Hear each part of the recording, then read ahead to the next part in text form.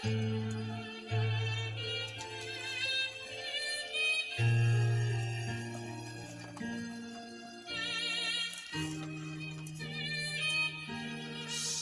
sejahtera, selamat beraktivitas. Kita renungkan senantiasa firman Tuhan di dalam Kidung Agung ayat pasal yang ke-8. Seandainya engkau, saudaraku laki-laki, yang menyusu pada buah dada ibuku, akan kucium engkau bila kujumpai di luar, karena tak ada orang yang akan menghina aku. Akan kubimbing engkau dan kubawa ke rumah ibuku, supaya engkau mengajar aku.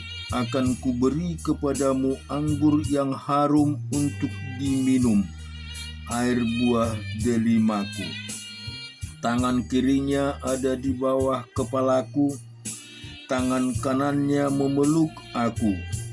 Ku sumpahi kamu, putri-putri Yerusalem, mengapa kamu membangkitkan dan menggerakkan cinta sebelum diinginkannya?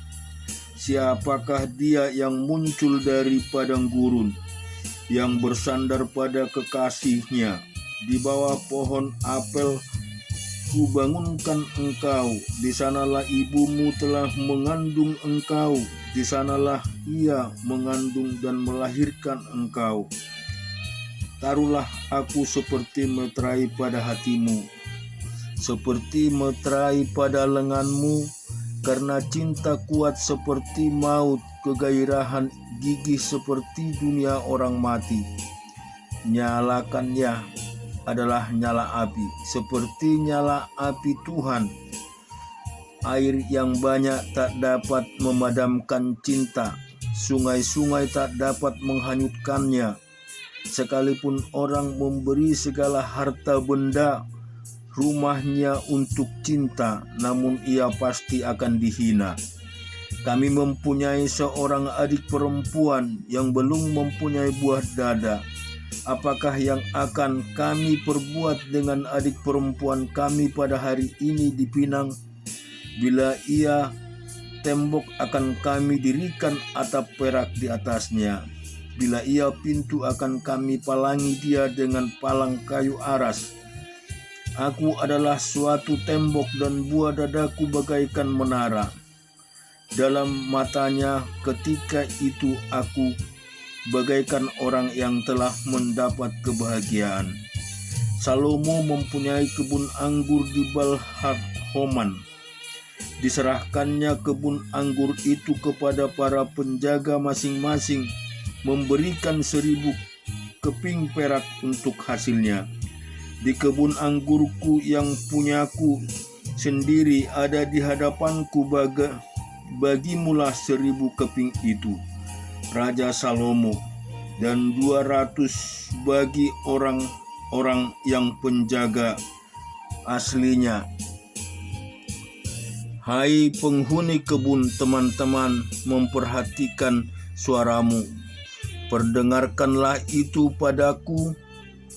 Cepat, kekasihku, berlakulah seperti kijang atau seperti anak rusa di atas gunung-gunung tanaman rempah-rempah.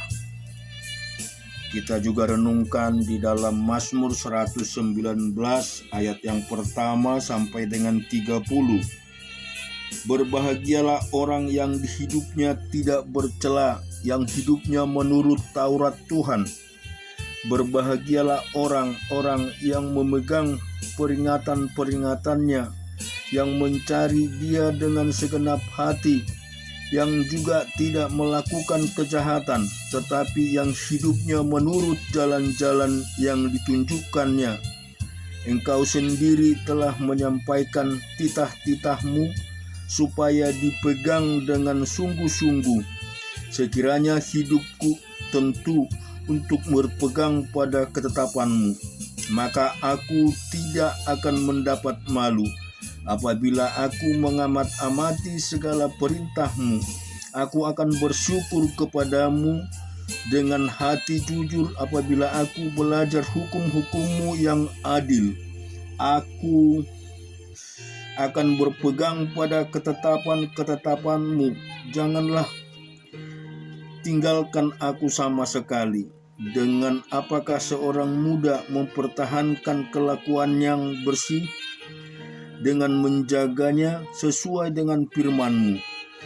Dengan segenap hatimu aku mencari Engkau. Janganlah biarkan aku menyimpang dari perintah-perintah-Mu. Dalam hatiku aku menyimpang janji-Mu, supaya aku jangan berdosa terhadap Engkau. Terpujilah Engkau ya Tuhan, ajarkanlah ketetapan-ketetapan-Mu kepadaku. Dengan bibirku aku menceritakan segala hukum yang kuucapkan. Atas petunjuk peringatan-peringatan-Mu, aku bergembira seperti atas segala harta. Aku hendak merenungkan titah-titah-Mu dan mengamat-amati jalan-jalan-Mu. Aku akan bergemar dalam ketetapan-ketetapan-Mu, firman-Mu tidak akan kulupakan. Lakukanlah kebajikan kepada hamba-Mu ini, supaya aku hidup dan aku hendak berpegang pada firman-Mu.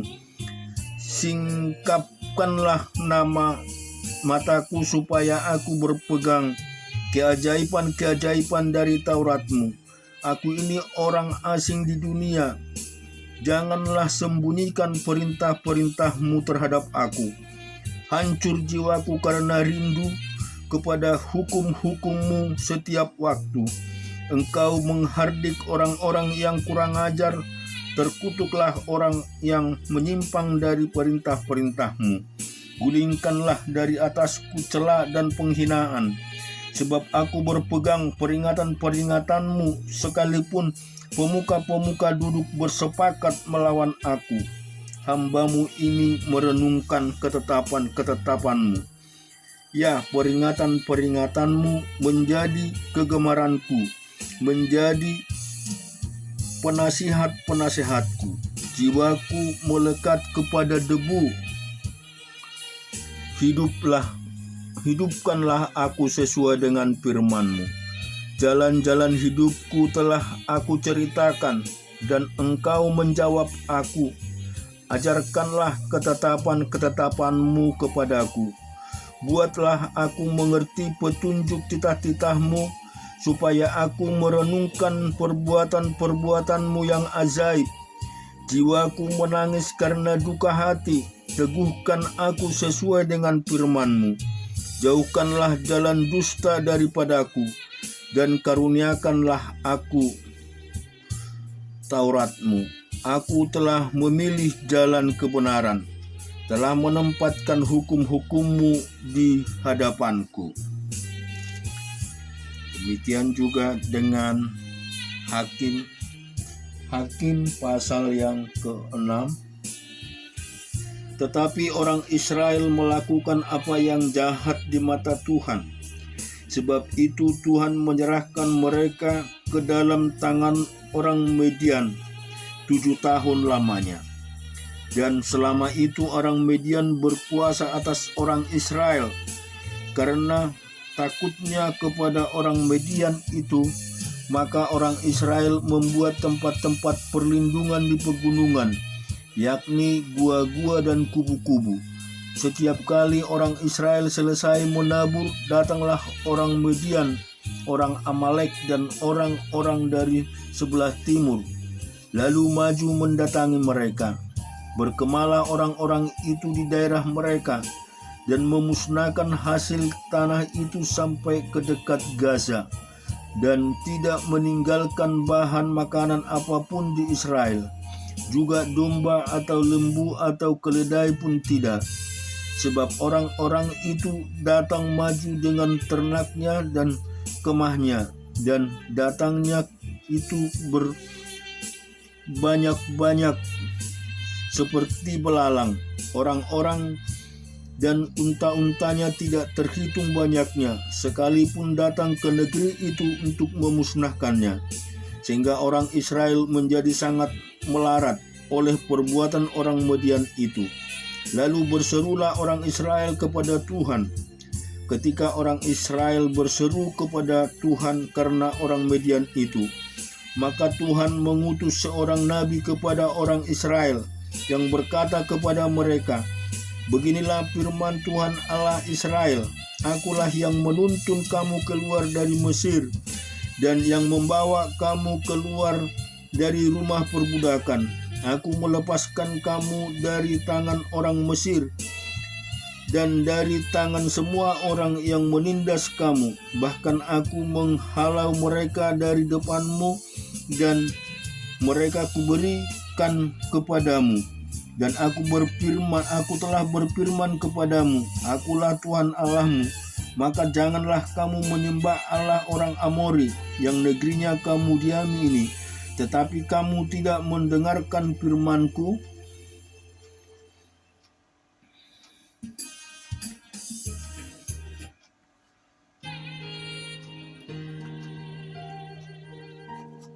Akulah yang menuntun kamu keluar dari Mesir dan yang membawa kamu keluar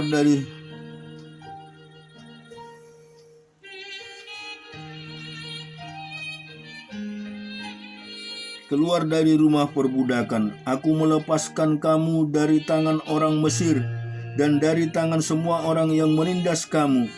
Bahkan aku menghalau mereka dari depanmu dan negeri mereka kuberi kepadamu. Dan aku telah berfirman kepadamu, Akulah Tuhan Allahmu, maka jangan kamu menyembah Allah orang Amori yang negerinya kamu diami ini. Tetapi kamu tidak mendengar firman-Ku itu. Kemudian datanglah malaikat Tuhan dan duduk di bawah pohon terbatin di Opra, kepunyaan Yoas orang Ebiasar itu, sedang Gideon anaknya mengirik gandum dalam tempat pemerasan anggur, agar tersembunyi bagi orang Midian. Malaikat Tuhan menampakkan diri kepadanya dan berfirman kepadanya demikian, Tuhan menyertai engkau, ya pahlawan yang gagah berani. Jawab Gideon kepadanya, Tuanku, jika Tuhan menyertai kami, mengapa semuanya ini menimpa kami? Di manakah segala perbuatan-perbuatan yang ajaib yang diceritakan oleh nenek moyang kami kepada kami ketika mereka berkata, bukankah Tuhan telah menuntun kita keluar dari Mesir? Tetapi sekarang Tuhan membuang kami dan menyerahkan kami ke dalam cengkraman orang Midian. Lalu berpalinglah Tuhan kepadanya dan berfirman, pergilah dengan kekuatanmu itu dan selamatkanlah orang Israel dari cengkraman orang Midian. Bukankah aku mengutus engkau? Tetapi jawabnya kepadanya, aku Tuhanku, dengan apakah akan kuselamatkan orang Israel? Ketahuilah, kaumku adalah yang paling kecil di antara suku Manase, dan aku pun seorang yang paling muda di antara kaum keluargaku. Berfirmanlah Tuhan kepadanya, tetapi akulah yang menyertai engkau, sebab itu engkau akan memukul kala orang Midian itu sampai habis. Maka jawabnya kepadanya, jika sekiranya aku mendapat kasih karunia di matamu, maka berikanlah kepadaku tanda bahwa engkau sendiri yang berfirman kepadaku, jangan kiranya pergi dari sini sampai aku datang kepadamu membawa persembahanku dan meletakkannya di hadapanmu. Firman-Nya, aku akan tinggal sampai engkau kembali. Masuklah Gideon ke dalam, lalu mengolah seekor anak kambing dan roti yang tidak beragi dari sepa tepung. Ditarunyalah daging itu ke hadapan bakul dan kuahnya ke dalam periuk. Dibawanyalah itu kepadanya ke bawah pohon terbatin, lalu disuguhkannya. Berfirmanlah malaikat Allah kepadanya, ambillah daging dan roti yang tidak beragi itu, letakkanlah ke atas batu ini, dan curahkanlah kuahnya. Maka diperbuatnya demikian, dan malaikat Tuhan mengulur mengarahkan tongkat yang ada di tangannya, dengan ujungnya disinggungnya daging dan roti itu. Maka timbullah api dari batu itu dan memakan habis daging dan roti itu. Kemudian hilanglah malaikat Tuhan dari pandangannya. Maka tahulah Gideon bahwa itulah malaikat Tuhan. Lalu katanya, celakalah aku, Tuhanku Allah, sebab memang telah kulihat malaikat Tuhan dengan berhadapan muka. Tetapi berfirmanlah Tuhan kepadanya, selamatlah engkau, jangan takut, engkau tidak akan mati. Lalu Gideon mendirikan mezbah di sana bagi Tuhan dan menamainya Tuhan itu keselamatan. Mezbah itu masih ada sampai sekarang di Opra, kota orang Abiezer. Pada malam itu juga Tuhan berfirman kepadanya, ambillah seekor lembu jantan kepunyaan ayahmu, yakni lembu jantan yang kedua berumur 7 tahun. Runtuhkanlah mezbah Baal kepunyaan ayahmu, dan tebanglah tiang berhala yang di dekatnya. Kemudian didirikanlah mezbah bagi Tuhan Allahmu di atas kubu pertahanan ini dengan susun baik. Lalu ambillah lembu jantan yang kedua dan persembahkanlah korban bakaran dengan kayu tiang berhala yang akan kutebang itu. Kemudian Gideon membawa 10 orang hambanya dan diperbuatnya seperti yang difirmankan Tuhan kepadanya. Tetapi karena ia takut kepada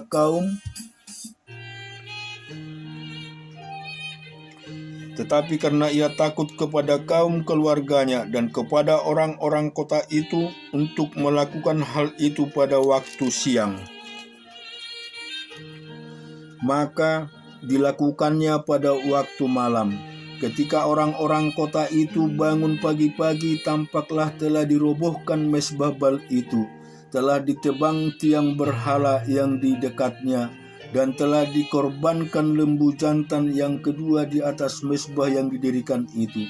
Berkatalah mereka seorang kepada yang lain, siapakah yang melakukan hal ini? Setelah diperiksa dan ditanya-tanya, maka kata orang, Gideon bin Yoas dialah yang melakukan hal itu. Sesudah itu berkatalah orang-orang kota itu kepada Yoas, bawalah anakmu itu keluar. Dia harus mati karena ia telah merobohkan mezbah Baal dan karena ia telah menebang tiang berhala yang di dekatnya. Tetapi jawab Yoas kepada semua orang yang mengerumuninya, kamu mau berjuang membela Baal atau kamu mau menolong dia? Siapa yang berjuang membela Baal akan dihukum mati sebelum pagi. Jika Baal itu Allah, biarlah ia berjuang membela dirinya sendiri. Setelah mezbah dirobohkan orang, dan pada hari itu diberikan oranglah nama Yerubal kepada Gideon, karena kata orang, biarlah Baal berjuang dengan dia. Setelah dirobohkannya mezbahnya itu, seluruh orang Median dan orang Amalek dan orang-orang dari sebelah timur telah berkumpul bersama-sama. Mereka telah menyeberang dan berkemah di lembah Yesreel. Pada waktu itu roh Tuhan menguasai Gideon. Ditiupnyalah sangkakala dan orang-orang Abiezer dikerahkan untuk mengikuti dia. Juga dikirimnya pesan kepada seluruh suku Manase dan orang-orang itu pun dikerahkan untuk mengikuti dia. Dikirimnya pula pesan kepada suku Asher, Zebulon dan Naftali, dan orang-orang itu pun maju untuk mengabulkan diri dengan mereka. Kemudian berkatalah Gideon kepada Allah, jika engkau mau menyelamatkan orang Israel dengan perantaranku, seperti yang kau firmankan itu, maka aku membentangkan guntingan bulu domba di tempat pengirikan. Apabila hanya di atas guntingan bulu itu ada embun, tetapi seluruh tanah di situ tinggal kering, maka tahulah aku bahwa engkau mau menyelamatkan orang Israel dengan perantaranku seperti yang kupirmankan. Dan demikianlah terjadi, sebab keesok harinya pagi-pagi ia bangun, dipulaskan guntingan bulu itu dan diperasnya air embun dari guntingan bulu itu, secawan penuh air. Lalu berkatalah Gideon kepada Allah, "Janganlah kiranya murkamu bangkit terhadap aku, apabila aku berkata lagi sekali ini saja.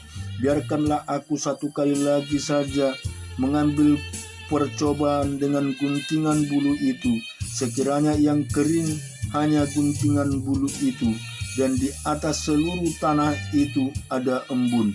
Dan demikian diperbuat Allah pada malam itu, sebab hanya guntingan bulu itu yang kering, dan di atas seluruh tanah itu ada embun. Dan kemudian kita melihat kebenaran firman Tuhan di dalam Yohanes pasal yang ke-18. Setelah Yesus mengatakan semuanya itu, keluarlah ia dari situ bersama-sama dengan murid-muridnya, dan mereka pergi ke seberang sungai Kidron. Di situ ada satu taman, dan ia masuk ke taman itu bersama-sama dengan murid-muridnya. Yudas yang mengkhianati Yesus tahu juga tempat itu, karena Yesus sering berkumpul di situ dengan murid-muridnya. Maka datanglah Yudas juga ke situ dengan sepasukan prajurit dan penjaga-penjaga bait Allah yang disuruh oleh imam-imam kepala dan orang-orang Farisi, lengkap dengan lentera, suluh dan penjara. Maka Yesus yang tahu semua yang akan menimpa dirinya maju ke depan dan berkata kepada mereka, "Siapakah yang kamu cari?" Jawab mereka, "Yesus dari Nazaret." Katanya kepada mereka, "Akulah dia." Yudas yang mengkhianati dia berdiri juga di situ bersama-sama mereka. Ketika ia berkata kepada mereka, "Akulah dia," mundurlah mereka dan jatuh ke tanah. Maka ia bertanya pula, "Siapakah yang kamu cari?" Kata mereka, "Yesus dari Nazaret." Jawab Yesus, "Telah kukatakan kepadamu, akulah dia. Jika aku yang kamu cari, biarkanlah mereka itu pergi." Demikian hendaknya supaya genaplah firman yang telah dikatakannya, "Dari mereka yang engkau serahkan kepadaku, tidak seorang pun akan kuberikan binasa." Lalu Simon Petrus yang membawa pedang menghunus pedang itu, meletakkan kepada hamba imam besar dan memutuskan telinga kanan, namun hamba itu makus. Kata Yesus kepada Petrus, "Sarungkan pedangmu itu. Bukankah aku harus minum cawan yang diberikan Bapa kepadaku?" Maka pasukan prajurit beserta perwiranya dan penjaga-penjaga yang disuruh orang Yahudi itu menangkap Yesus dan membelenggu dia. Lalu mereka membawanya mula-mula kepada Hanas, karena Hanas adalah mertua Kayapas yang pada tahun itu menjadi imam besar. Dan Kayapas yang telah menasihatkan orang-orang Yahudi adalah lebih berguna jika satu orang mati untuk seluruh bangsa. Simon Petrus dan seorang murid lain mengikut Yesus. Murid itu mengenal imam besar, dan ia masuk bersama-sama dengan Yesus ke halaman istana imam besar. Tetapi Petrus tinggal di luar dekat pintu. Maka murid lain tadi yang mengenal imam besar kembali keluar, bercakap-cakap dengan perempuan penjaga pintu, lalu membawa Petrus masuk. Maka kata hamba perempuan penjaga pintu kepada Petrus, "Bukankah engkau juga murid orang itu?" Jawab Petrus, "Bukan."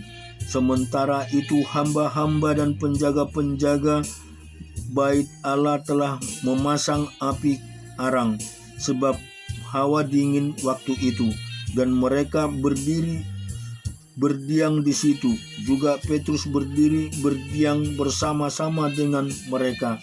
Maka mulailah imam besar menanyai Yesus tentang murid-muridnya dan tentang ajarannya. Jawab Yesus kepadanya, "Aku berbicara terus terang kepada dunia. Aku selalu mengajar di rumah-rumah ibadat dan di bait Allah, tempat semua orang Yahudi berkumpul. Aku tidak pernah berbicara sembunyi-sembunyi. Mengapakah engkau menanyai aku? Tanyailah mereka yang telah mendengar apa yang kukatakan kepada mereka. Sungguh mereka tahu apa yang telah kukatakan." Ketika ia mengatakan hal itu, seorang penjaga yang berdiri di situ menampar mukanya sambil berkata, "Begitukah jawabmu kepada imam besar?" Jawab Yesus kepadanya, "Jikalau kataku itu salah, tunjukkanlah salahnya. Tetapi jikalau kataku itu benar, mengapakah engkau menampar aku?" Maka Hanas mengirim dia terbelenggu kepada Kayafas, imam besar itu. Simon Petrus masih berdiri berdiam. Kata orang-orang di situ kepadanya, "Bukankah engkau juga seorang muridnya?" Ia menyangkalnya, katanya, "Bukan," kata seorang hamba imam besar, seorang keluarga dari hambanya. Telinganya dipotong Petrus. "Bukankah engkau kulihat di taman itu bersama-sama dengan dia?" Maka Petrus menyangkal pula pada ketika ia berkokok. Ketika itu berkokoklah ayam. Maka mereka membawa Yesus dari Kayafas ke gedung pengadilan. Ketika itu hari masih pagi. Maka mereka sendiri tidak masuk ke gedung pengadilan itu supaya jangan menajiskan diri, sebab mereka hendak makan Paskah.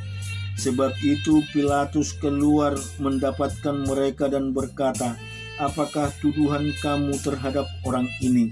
Jawab mereka kepadanya, "Jikalau ia bukan seorang penjahat, kami tidak menyerahkannya kepada kamu." Kata Pilatus kepada mereka, "Ambillah dia dan hakimilah dia menurut hukum Tauratmu." Kata orang-orang Yahudi itu, "Kami tidak diperbolehkan membunuh seseorang. Demikian hendaknya supaya genaplah firman Yesus yang dikatakannya untuk mengatakan bagaimana caranya ia akan mati." Maka kembalilah Pilatus ke dalam gedung pengadilan, lalu memanggil Yesus dan bertanya kepadanya, Engkau inikah raja orang Yahudi?" Jawab Yesus, "Apakah engkau katakan hal itu dari hatimu sendiri? Aku adalah orang lain. Adakah orang lain yang mengatakan kepadamu tentang aku?" Kata Pilatus, "Apakah aku seorang Yahudi? Bangsamu sendiri dan imam-imam kepala yang telah menyerahkan engkau kepadaku. Apakah yang telah engkau perbuat?"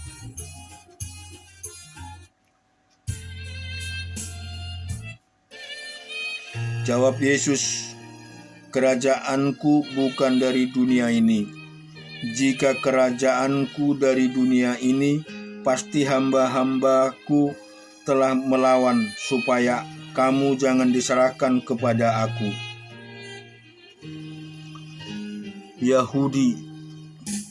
Kepada orang Yahudi, "Akan tetapi kerajaanku bukan di sini." Maka kata Pilatus kepadanya, "Jadi engkau adalah raja?" Jawab Yesus, "Engkau mengatakan bahwa aku adalah raja. Untuk itulah aku lahir, dan untuk itulah aku datang ke dunia ini, supaya aku memberi kesaksian tentang kebenaran. Setiap orang yang berasal dari kebenaran dan mendengar suaraku." Kata Pilatus kepadanya, "Apakah kebenaran itu?"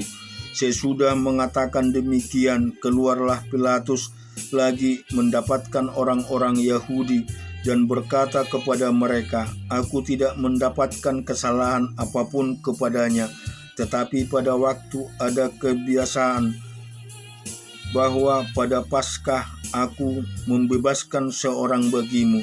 Maukah kamu supaya aku membebaskan raja orang Yahudi bagimu?" Mereka berteriak pula, "Jangan dia, melainkan Barabas." Barabas adalah seorang penyamun. Syukur bagi Tuhan kita Yesus Kristus.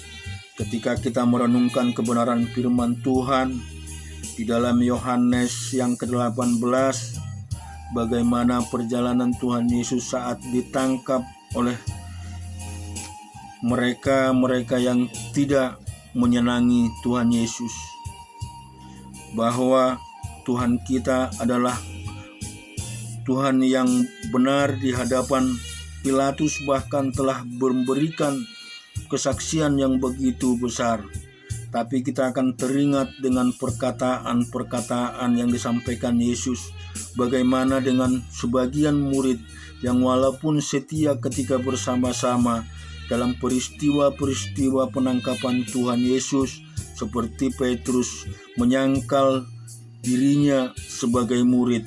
Dan ini menunjukkan di dalam kehidupan kita sebagai umat Tuhan, yang kadangkala kita pun sering melakukan hal seperti Petrus, menyangkal bahwa kita ini adalah mempunyai Tuhan Yesus Kristus, menyangkal bahwa berkat yang kita terima adalah bukan dari Yesus. Oleh sebab itu, biarlah kita menjadi orang-orang yang senantiasa tunduk dan sujud di hadapan Tuhan kita, agar kita semakin hari semakin memahami akan makna dan arti daripada firman yang telah diajarkan di dalam kehidupan kita sebagai umat-Nya.